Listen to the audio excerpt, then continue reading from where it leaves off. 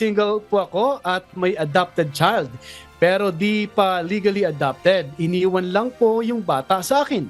Sa birth certificate ay pangalan ko ang nalagay as the father. Pero sa nanay, invented name lang po ang nakalagay. Paano ko po maayos yung birth certificate ng bata at ma-adopt legally?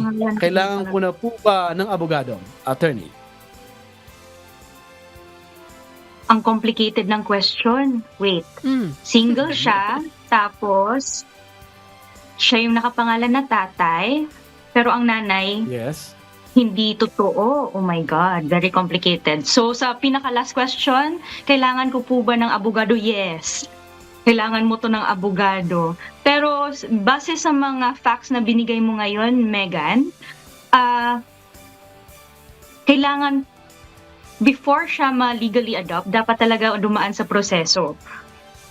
Base sa Domestic Adoption Act ng Philippines. Hindi to basta-basta pwedeng ilagay lang sa birth certificate.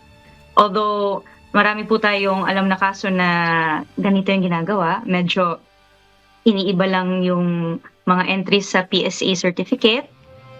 Hindi po ito pwede. Okay? Dapat legal adoption. So yung mga kailangan mong documents dito, kung gusto mo talaga siyang officially ma-adopt, yung birth certificate, yung marriage certificate, pero single ka so hindi siya mag-a-apply.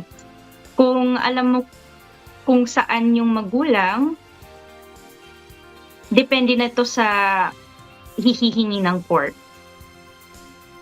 So yun po. Masyado po kasing complicated ang question, kailangan isa-isahin. Hindi po sapat ang 30 minutes. Explanation. Oo. Oo nga, komplikado nga naman.